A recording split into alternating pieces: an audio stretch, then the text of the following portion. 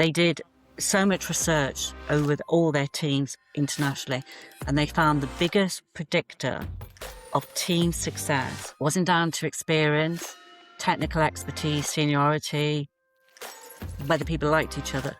It was having psychological safety. That was the biggest predictor of team performance. People who are recruiting, the CEOs, the chairmen of these FTSE 100, 350 companies, they were just saying women are a risk on shortlists. And actually, there was a line somebody said to me, and I'll never forget it. And they said, if you want to get the fee, never pitch a bitch. They just said, look, if a fee is at risk, and these are big fees, you go with what your mind tells you. Wow. It's going to have the most chance of securing that position. Most marketers are still following old playbooks written decades ago. The rules have changed, but the advice hasn't. Flipping the Playbook is your license to rebel. This is your front row seat to finding out how leading CMOs are tearing up the old rules and building strategies that move the needle. If you're tired of being told that this is how it's done, let's flip the playbook together. Here's your host, Reza Moaiandin. Dr. Julia Morgan has spent her career exploring what actually makes teams perform. As a head of Leadership Center at Leeds Beckett University, she combines academic expertise in organizational behaviors and real-world leadership experience across a variety of industries. In this episode, we'll explore why leadership quality so often sits underneath of marketing performance, team resilience, and commercial growth. Why do some teams thrive under pressure while others fragment?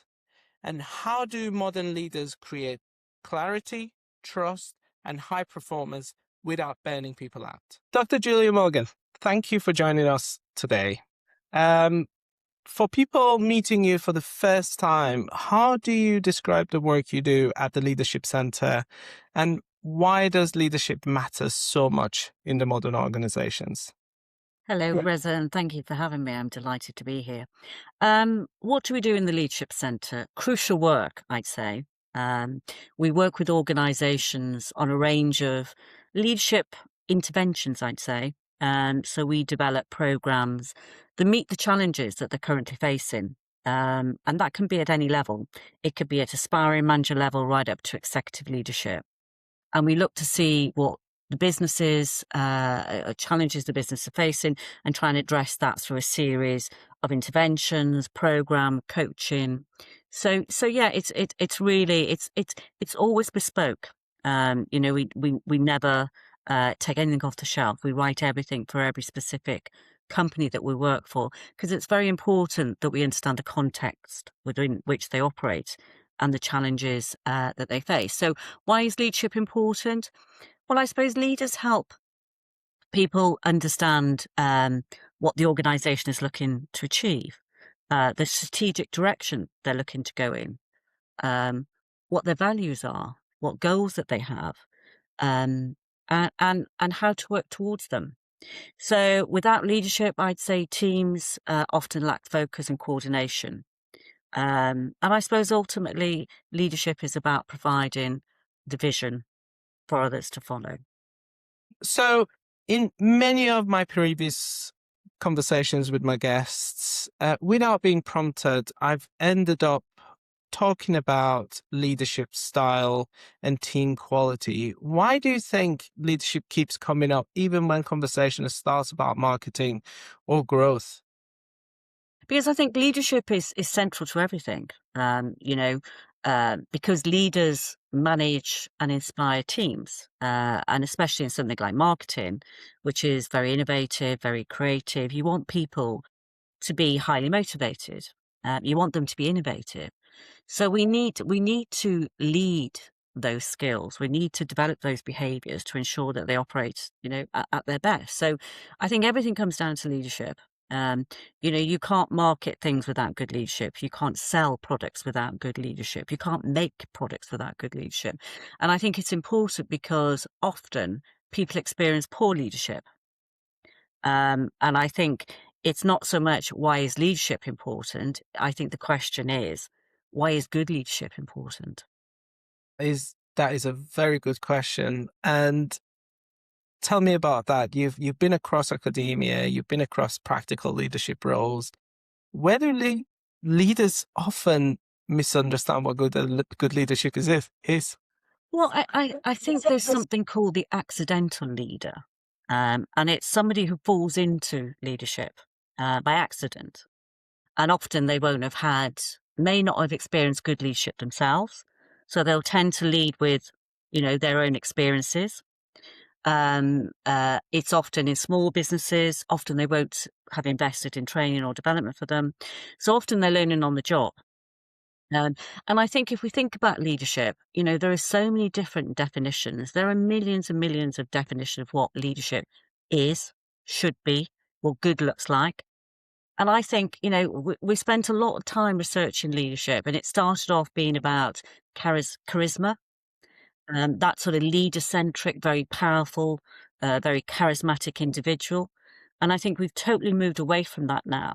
We've Okay. moved away from transformative types of leadership into more authentic types, into more humble and human forms of leadership. And I think leaders have to be human today. I think they have to be humble today That rather than charismatic yeah, and even visionary, I'd say. that's interesting the way you're mentioning. I mean, I know one of your research interests is leadership and management development, and you mentioned accidental leadership. What does and they have to go through good leadership development. What does good leadership development look like in reality, especially inside busy commercial teams? Yeah. I think so often we try to lead with authority. And I think that gets you compliance, but it doesn't get you engagement. I think we need to be leading with influence. That's what good leadership looks like. I think good leadership is about people acknowledging that they don't have all the answers, but actually inspiring a team to work with them to get to those answers. I think leadership is about followers. Okay. It's about not just one person, this leader-centric notion that we have. And I think that comes from, the old adage that leaders, or theories even, that leaders were born. And not everyone could be a leader, which is absolute rubbish. Leadership development teaches us that anyone can become a leader. Some of the most introverted leaders I work for have been the best leaders. So it isn't always the most seemingly dynamic and charismatic leader. Okay. It's often the people who, are perhaps a bit more measured, a bit more authentic in how they come across.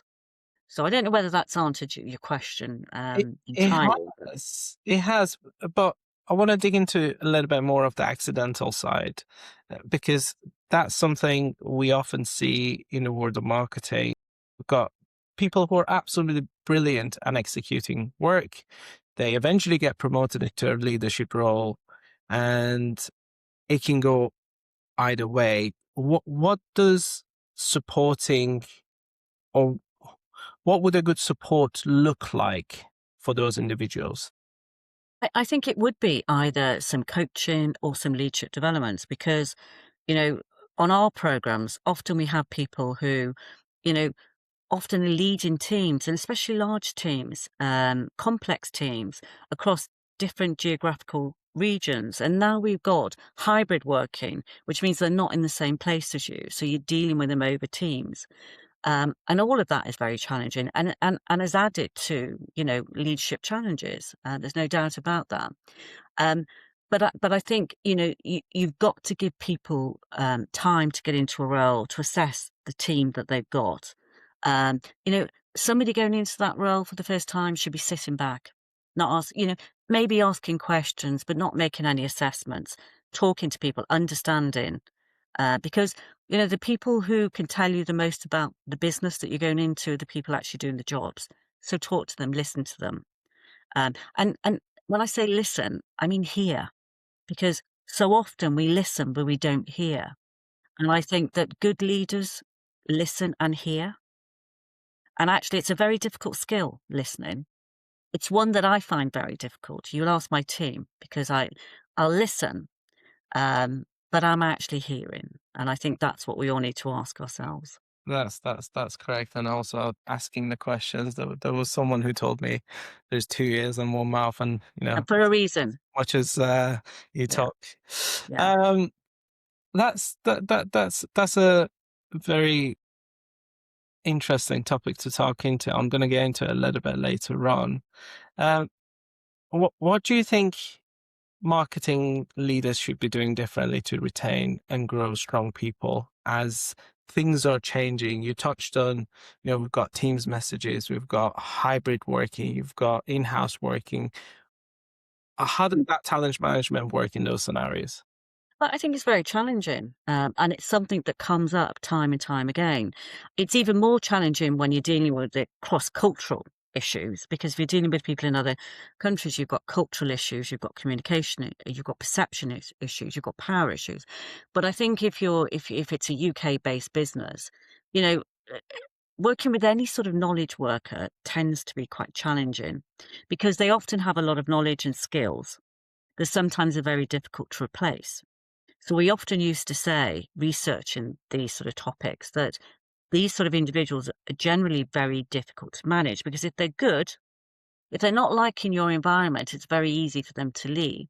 So the tendency is always to be a bit softer Mhm. on performance managing, on treating them slightly different to how we may treat others.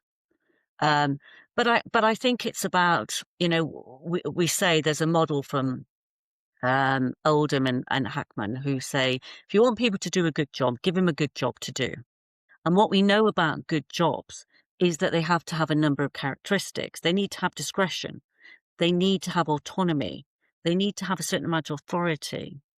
So, what is the danger within those sort of areas is that you micromanage those sort of individuals because that stifles their creativity. It stifles innovation.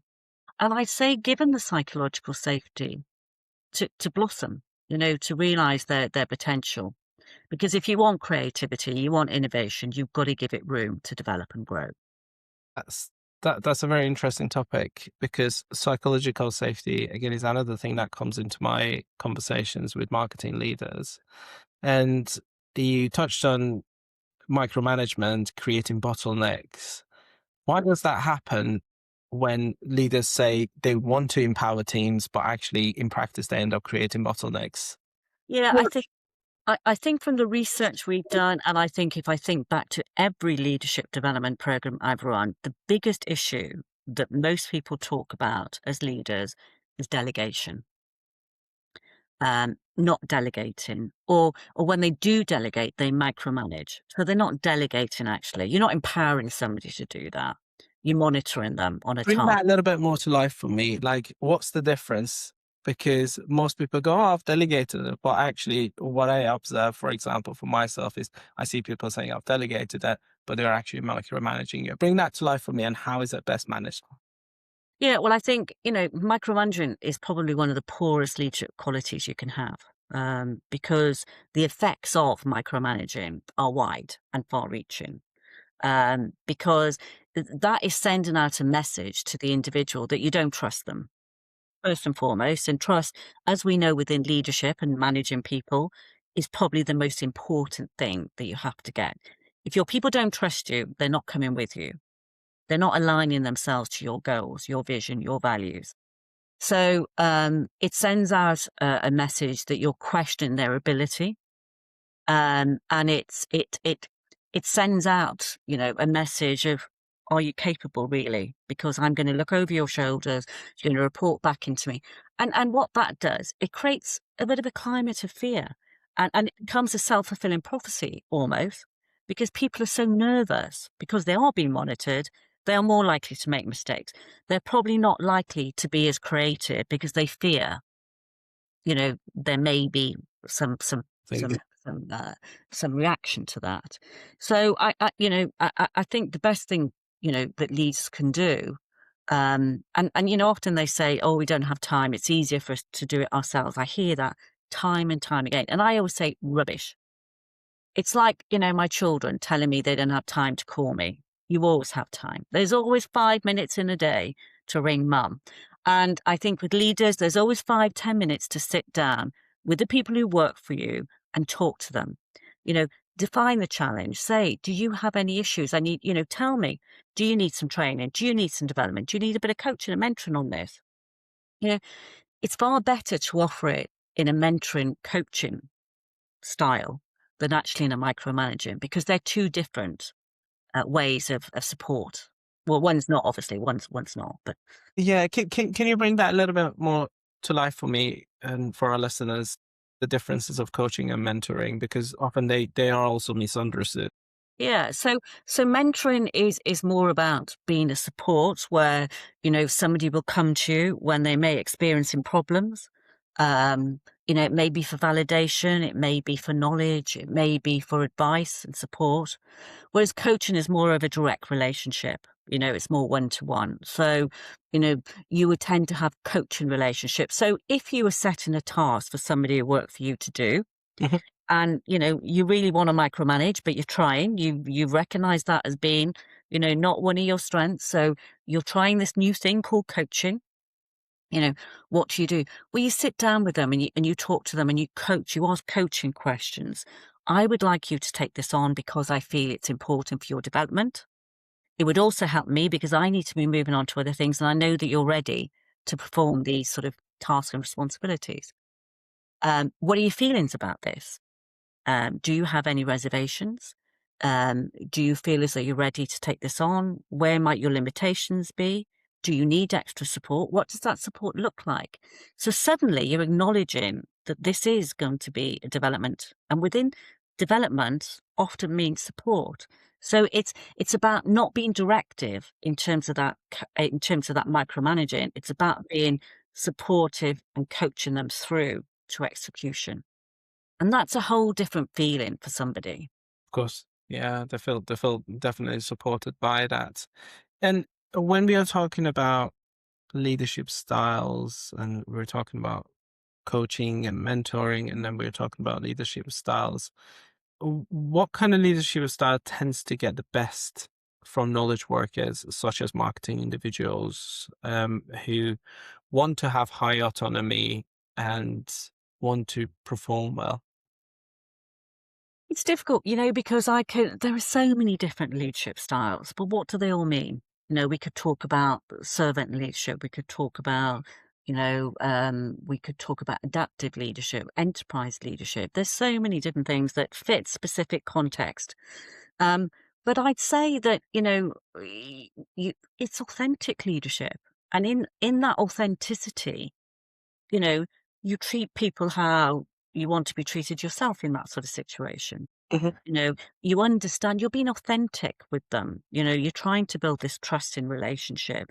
You're acknowledging, you're giving them space. You're giving them that psychological safety that they can come to you and say, hang on a minute, I'm worried about this. Um, you know, or even to admit mistakes. If you create an environment that is psychologically safe, the Yeah. chances are people will come to you before it becomes a problem. Because really what you don't want is people taking on challenges and running with it because they feel too scared to come back to you and say, actually, I don't understand this. You've got to create, as leaders, you've got to create an environment where people feel safe. They feel that they can ask questions, they can challenge assumptions, they can raise concerns without fear of humiliation, punishment, or exclusion. That's what and that's the style that you need to have. You need to recognize that people are developing and should be developing. Every organization should be a learning organization. And that means feedback loops. That means every opportunity is an opportunity for learning and using that learning to go back into the system. And here we're getting into systems theory, which is more complex. But that people are continually developing and recognizing that. Yeah, of course. I mean, feedback loop is an interesting one because often people don't give each other feedback, or even when they give feedback, it tends to be incorrectly done. And what is the kind of mistake do you tend to see when it comes to senior leaders when they're trying to build high-performing teams in I, your... th- I, I think one of the biggest issues with leaders is the more senior they get, the less mirrors are held up to them. Yeah. So what served them well in the past, they think will serve them well in the future. And that's not the case. Because every context is different. Every team is different. And one of the things you have to do is understand the context you're operating within, the challenges they're in, and the people. It might be a totally different cultural environment. So what worked maybe in your last role, which was very transactional, won't work here. So I think leaders, should want that mirror, being opened up to them. They should want their teams to have, to hold that mirror up to them and saying, actually, this is not working for us. This style of leadership isn't working for us. It's stifling. It's creating disengagement. It's so having that open dialogue and debate with people. That's the greatest thing a leader can do, because I think if you have that, you create that psychological safety. You have that trust with people, that they come to you and they talk to you. That's the best thing that you can do, because people will come and talk to you. You'll be alerted about issues before they come to something that is, out of control. Yeah. Um, and because then you create an environment where people want you to succeed. So, that's what a leader ultimately needs, their people to come with them. Course. And how do you go about creating the psychological safety? Well, I mean, so it comes from psychological safety, I suppose, is best associated with Amy Edmondson. And her definition of it, let me think if I can remember this. It's a shared belief that the team is safe for interpersonal risk taking, which means all those things I just talked about. In practice, it means people are able to ask questions, challenge assumptions, raise concerns, admit mistakes without fear or exclusion, or punishment. That it's we have an environment of speaking out. So you create it by by by by being that way yourself. Admitting that you don't have all the answers, that you don't know things. Leaders were expected to have all the answers. That's absolute rubbish. We shouldn't be. We don't. Very difficult to have all the answers. And actually, the best thing you can admit to your team is you don't know. Yeah. I don't know this. And actually, good leaders defer to expertise. When I came into my centre, I didn't know what I was doing. I had no clue. And I had to be really vulnerable in those moments and say, look, you're the expert here. Tell me, teach me. And I was always deferring to that knowledge that I didn't have, but I quickly got up to speed. And I think that sort of acknowledgement helped the team support me, because they wanted me to learn.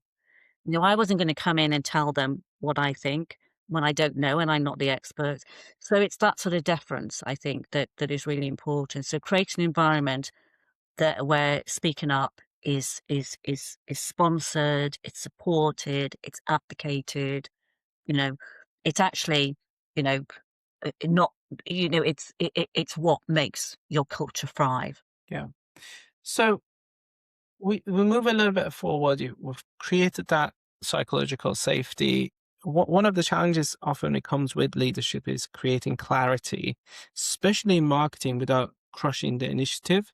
Because in marketing, you have to be quite creative, and times by setting very strict goals or setting very strict guidelines, it can often crush the initiative or the creativity. How can they do it without the crushing part? I think, why not involve them in that early stage in terms of designing, the initial, what it seems to me you're saying is that they design it and hand it over for somebody to execute it. I mean, the first thing I would ask is, okay, I suppose if they understand what the goal is, it's been very clearly explained, because what we know is from theory, goal path theory, is that if the goal isn't understood, if it isn't explained, it's ambiguous, people will disengage from it and probably won't execute it in their best ability. So if you've explained it well, people understand why they're doing it and agree with it. We've got to agree with what we're doing. Otherwise, our work becomes meaningless. So, you know, look for opportunities where you can get them involved. And maybe it's even in terms of the initial discussions, I'm thinking about creating the project to be this. What are your thoughts? So even if they may not have, much scope to be creative when they're executing the project, could you get them involved in those initial stages? But I suppose if not, it's about sort of, signaling to the individual how important their work is. Even if there isn't scope for them to introduce elements of their own creativity or innovation or, by simply talking about, the importance of it, the role they're playing into it.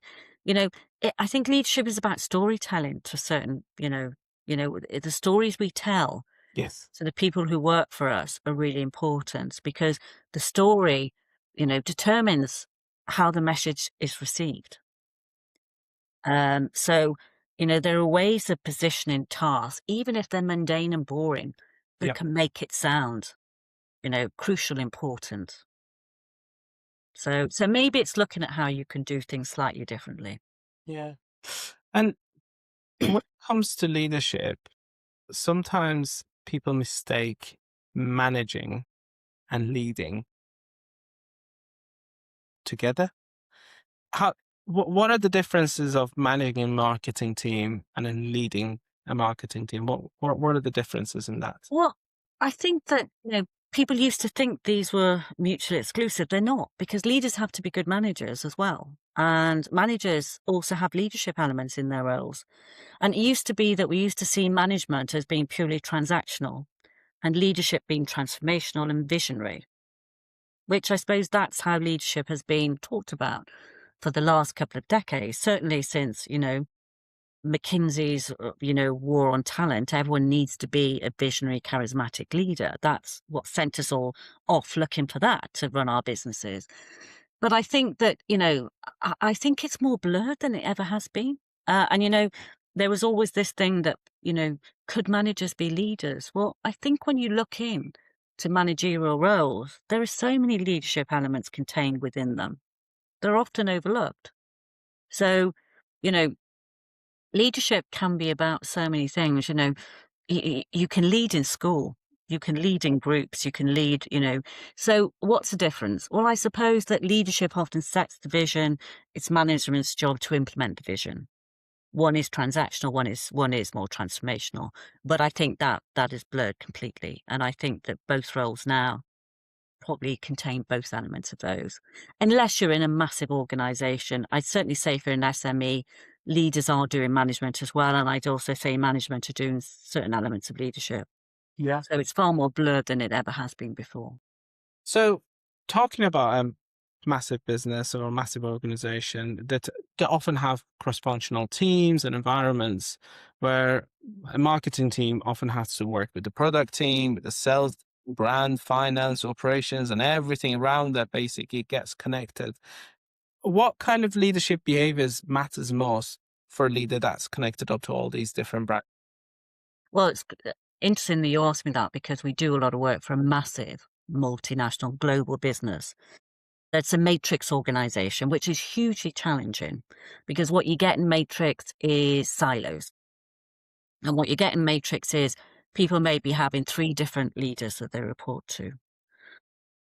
And I'd say what's important here, because often people might be at a senior level but not have a team, but may have to gain credibility within other teams.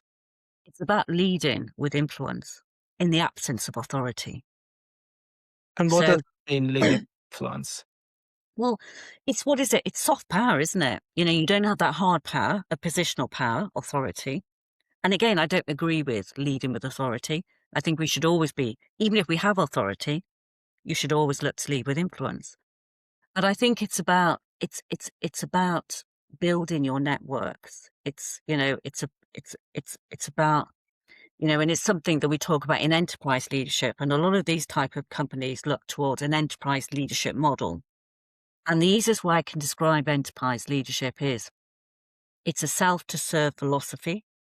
So often in large organizations, we have heads of departments, and it's a type of philosophy that says, okay, even though your department is looking, fine, you've hit all your targets, you actually look above that and support other functions which maybe aren't.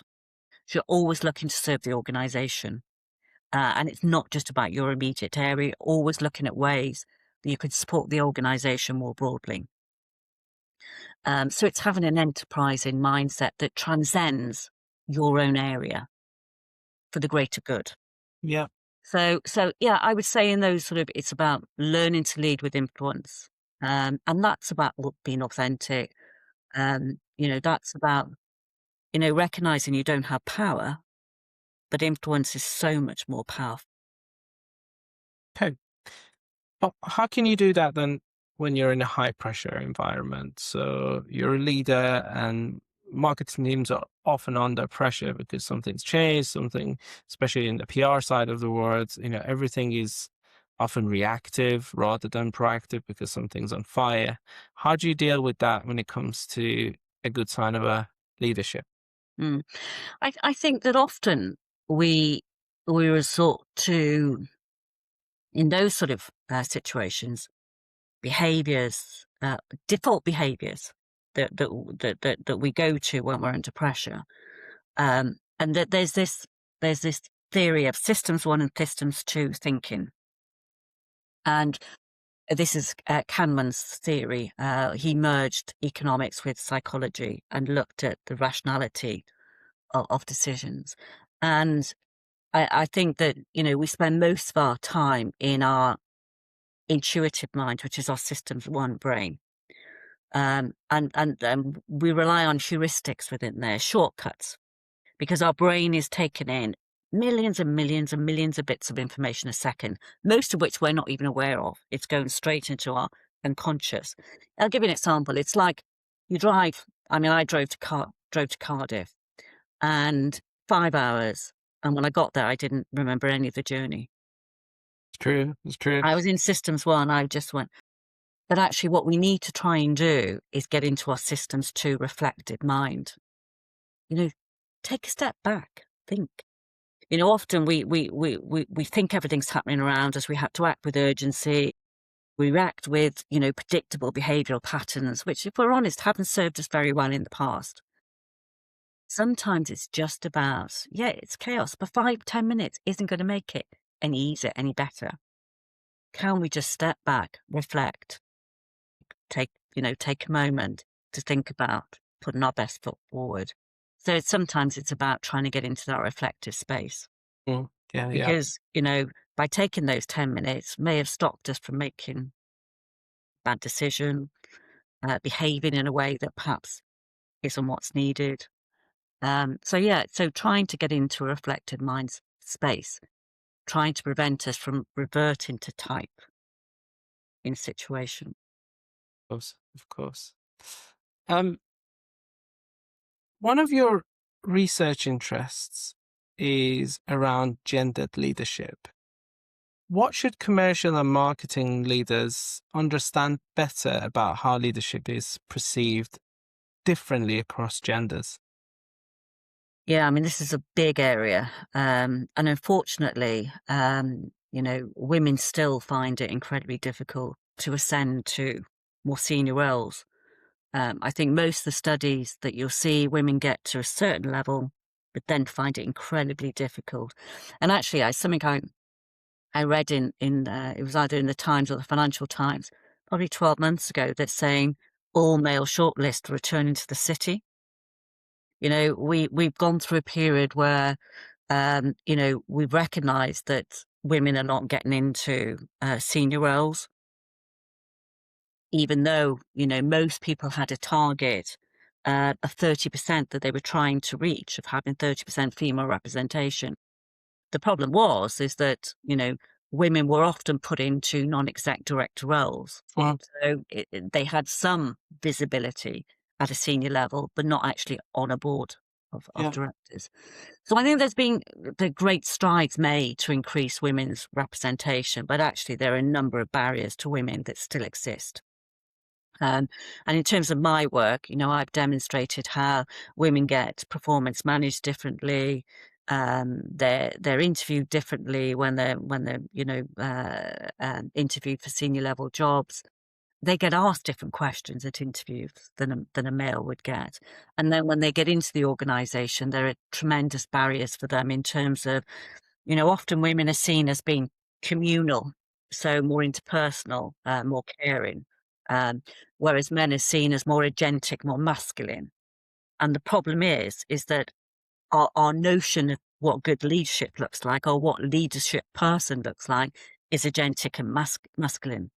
So women don't fit the stereotypical idea of what a leader looks like. And they're seen as being too soft, too communal. And the problem is it's called a double bind theory. If they try to adopt more agentic or masculine type behaviors, they have so many issues. They'll have issues from other women who are not recognizing them with those sort of behaviors. And they'll also have issues with men because they're not being communal, and more caring and sensitive in terms of the general notion of what a woman So looks like in leadership. is that some sort of invisible dynamic that shapes then who gets hired and promoted or trusted in a team then? Yeah, absolutely. And I did a study, where I interviewed executive search firms, Mm-hmm. and it was specifically to understand why women weren't getting onto boards, why they weren't getting recruited into jobs. And I interviewed somebody, and they basically, and actually I'd heard this probably right across, all the companies. And I'm not talking about, cowboy firms. I'm talking about the big boys in London, the people that you think are recruiting, but the people who are recruiting, you know, the CEOs, the chairmen of these FTSE 100, 350 companies, they were just saying women are a risk on shortlists, and actually there was a line somebody said to me, and I'll never forget it. And they said, if you want to get the fee, never pitch a bitch. So, I mean, you probably cut that. I don't know. But, and actually it's a paper that I'm going to publish because, and they just said, look, if a fee is at risk, and these are big fees, you Yeah. go with what your mind tells you Wow. is going to have the most chance of securing that position. Oh, I mean, that's a terrible putting it. But then could you help us understand how a company can build, or how does a marketing leader can build a more inclusive environment Yeah. for the team, and where should they start? Well, it's interesting because when I was doing another research project, I interviewed somebody very senior, a woman. And I think this highlights the issues. And she was saying to me, she started off saying, oh, is so supportive. We have women's clubs and, and she was talking about how great it was, how inclusive, how, great company they were to work for women. And then she starts telling me, she said, oh, I've got a bit of a difficult week ahead. I said, oh, what have you got on? And she said, well, Saturday, she said, I've got to phone the trading figures in at 7:30 in the morning. Now, she had a young family. And she said that on Monday, I've got to go up to London because we've got a senior leaders meeting, and it starts at 8:00, and I live out in, an hour and a half. And she said, the problem is the nursery doesn't open till, 7:30. So I then got to find childcare because my husband's away. And then she said, oh, but, it won't be a late one because they all stay drinking. But of course, I can't. So you've seen all these situations where women, feel challenged. They feel challenged because that Saturday morning should be her time with the kids because she's working long hours.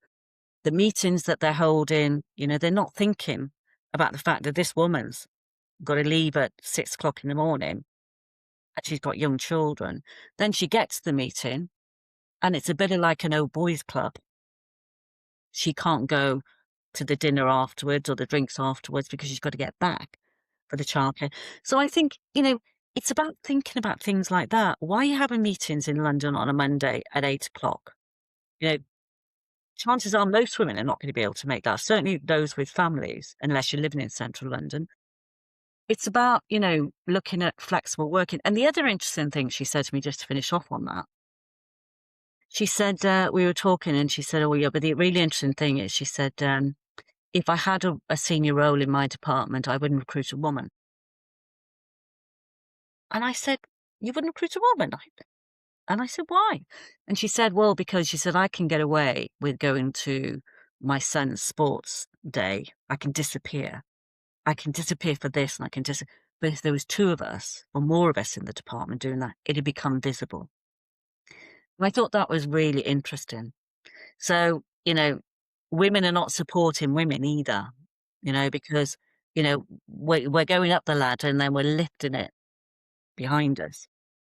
It should be about, bringing those sort of issues out into, and actually being able to go to your kids' parents' evening, your sports day, should be cultural things that are supported. Do that. And absolutely, it's part of the culture that your family is important. You do what you do. Most people are responsible. They make up their work whenever. They don't, So I think what they can do is understand that women have specific challenges working full time. It doesn't mean they don't want to work as hard, but, they don't want the challenges. But it's about recognizing that they'll have certain barriers. So I actually say to women, actually, if you want to do this, if you want to have the morning off or the afternoon off and you want to work later when the children are in bed, do that. Giving them the latitude and giving them the trust. It's interesting, isn't it? Because if we think back to working from home, people never worked from home because there was no trust in that prior to COVID. It was only very lucky people who could ever work from home because we didn't trust people to actually work. And actually, what COVID did was made us totally change our views on that because people did work. They worked harder. They did, they were at their desk at 7 o'clock rather than on a train. We could totally see performances change, across some of our clients even. We could actually see an improved performance in some cases, which was really fascinating. But I guess it also goes back to the structure, the environment. And if things are not fully defined, then it doesn't work.